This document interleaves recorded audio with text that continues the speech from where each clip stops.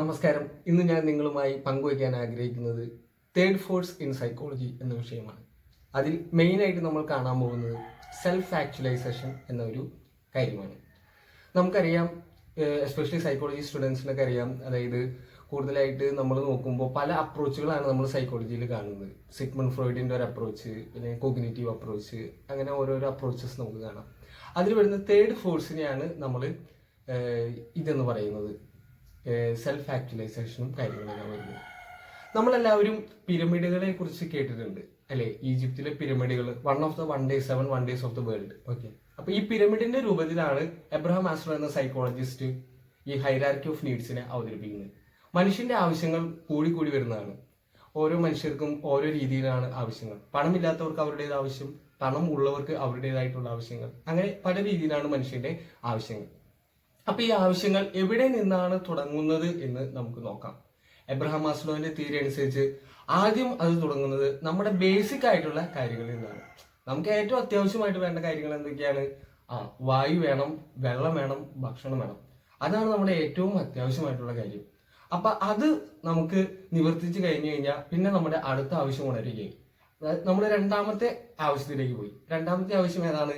അതായത് നമുക്ക് വസ്ത്രം വേണം, താമസിക്കാൻ പാർപ്പിടം വേണം. സേഫ്റ്റി നീഡ്സ്, നമ്മുടെ സേഫ്റ്റി ആൻഡ് സെക്യൂരിറ്റി നീഡ്സ് ആണ് രണ്ടാമതായിട്ട് വരുന്നത്. അതും നമ്മൾ നിവർത്തിച്ചു കഴിഞ്ഞാൽ പിന്നെ നമുക്ക് വേണ്ടത് എന്താണ്?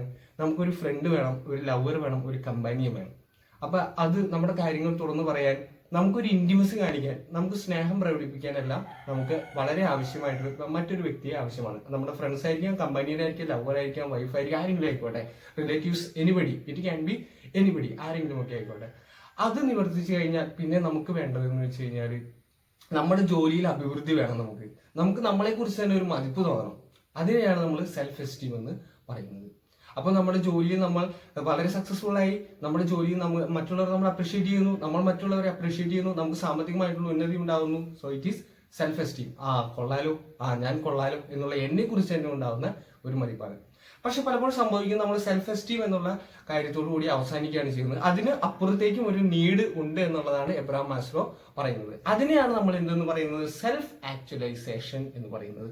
ഇതിനെ ഞാൻ തേർഡ് ഫോഴ്സ് ആയിട്ട് കണക്ട് ചെയ്യുകയാണ്. സെൽഫ് ആക്ച്വലൈസേഷനെ തേർഡ് ഫോഴ്സ് ആയിട്ട് കണക്ട് ചെയ്യാണ്. എന്താണ് self actualization? Okay, self actualized ആയിട്ടുള്ള കുറച്ച് വ്യക്തികളെ നമുക്ക് പരിചയപ്പെടാനായിട്ട് സാധിക്കും. യേശു ക്രിസ്തു, മഹാത്മാഗാന്ധി, ബുദ്ധൻ, അങ്ങനെ എബ്രഹാം ലിങ്കൻ, അങ്ങനെയുള്ള മനുഷ്യരെല്ലാവരും തങ്ങളുടെ ജീവിതത്തിന്റെ അർത്ഥം കണ്ടെത്തിയ മനുഷ്യരാണ്. അപ്പോൾ ജീവിതത്തിന്റെ അർത്ഥം കണ്ടെത്തുന്ന എന്നുള്ളത് പലപ്പോഴും നമ്മൾ മാറ്റിവെക്കുന്ന ഒരു കാര്യമാണ്. സെൽഫ് എസ്റ്റീം നീഡിൽ വന്ന് പലപ്പോഴും നിൽക്കുകയാണ് എന്നുള്ളതാണ് സംഭവിക്കുന്നത്. പക്ഷെ ഇതുകൊണ്ട് എന്തെങ്കിലും അർത്ഥമുണ്ടോ എന്നുള്ളതാണ് നമ്മുടെ പ്രശ്നം. ഇപ്പൊ ഈ സെൽഫ് ആക്ച്വലൈസ്ഡ് ആയതുകൊണ്ട് എനിക്ക് എന്തെങ്കിലും ഗുണമുണ്ടോ എന്നുള്ളതാണ്.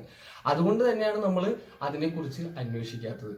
ഇപ്പൊ നമ്മൾ നമ്മുടെ ലോകത്തിലേക്ക്, ഞാൻ ഇതിന് ഇന്ത്യൻ ഫിലോസഫിയായിട്ട് കണക്ട് ചെയ്ത് നിങ്ങളോട് പങ്കുവയ്ക്കാം. അപ്പൊ നിങ്ങൾക്ക് അതിന്റെ ഇമ്പോർട്ടൻസ് മനസ്സിലാകുമായിരിക്കും. അതായത് ഫോർ എക്സാമ്പിൾ, നമ്മുടെ ലോകത്തിലേക്ക് തിരിഞ്ഞു നോക്കുകയാണെങ്കിൽ നമുക്ക് കുറെ കാര്യങ്ങൾ കാണാനായിട്ട് സാധിക്കും അല്ലെ? ഒരു വീട്, അല്ലെങ്കിൽ ഒരു വാഹനം, അല്ലെ, അല്ലെങ്കിൽ ഒരു പുല്ല്, അങ്ങനെ പല സാധനങ്ങളും നമുക്ക് കാണാം. ഇതിനെല്ലാം എന്തുണ്ട്? ഇത് നമ്മൾ വെറുതെ ഇങ്ങനെ നോക്കി നിൽക്കുകയാണെങ്കിൽ അതൊരു വീടാണ്. അപ്പൊ ഒരു കാർ നിങ്ങൾ വെറുതെ നോക്കിയാൽ അതൊരു കാറാണ്. ഇപ്പൊ ഇതൊരു ഗേറ്റ്, അത് നിങ്ങൾ നോക്കിയാണ് ഒരു ഗേറ്റ് ആണ്, ഇതൊരു വിൻഡോ ആണ്. ഓക്കെ, ഇതിനെല്ലാം ഒരു പർപ്പസ് ഉണ്ടെന്നാണ് ടെലയോളജിക്കൽ വ്യൂ എന്ന് പറയാം. നമ്മളതിനെ ടെലയോളജിക്കൽ വ്യൂ എന്നാണ് പറയുന്നത്.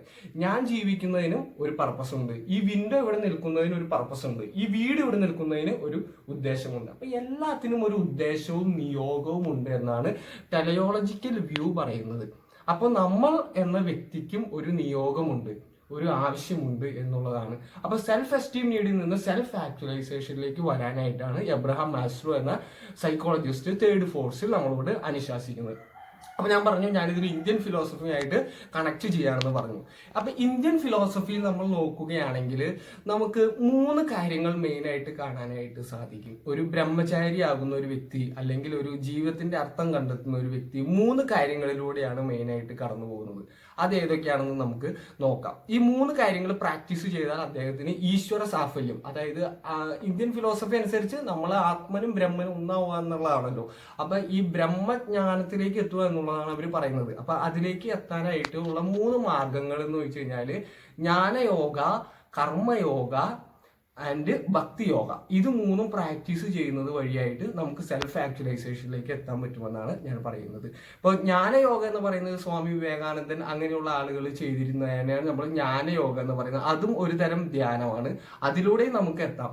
അല്ലെങ്കിൽ ഭക്തി യോഗ, സൂർദാസ്, കബീർദാസ്, മീരാബായി അവരൊക്കെ ചെയ്തിരുന്ന ഭക്തി യോഗ, ഈശ്വരനെ ഒരു സുഹൃത്തായിട്ട് കാണാം, അതിലൂടെ നമുക്ക് സെൽഫ് ആക്ച്വലൈസേഷനിലേക്ക് എത്താം എന്ന് പറയും. പിന്നെ കർമ്മയോഗ, മഹാത്മാഗാന്ധി, എബ്രഹാം ലിങ്കൻ അങ്ങനെയുള്ള മനുഷ്യർ കർമ്മത്തിലൂടെ ചെയ്ത് സെൽഫ് ആക്ച്വലൈസേഷനിലേക്ക് എത്താം.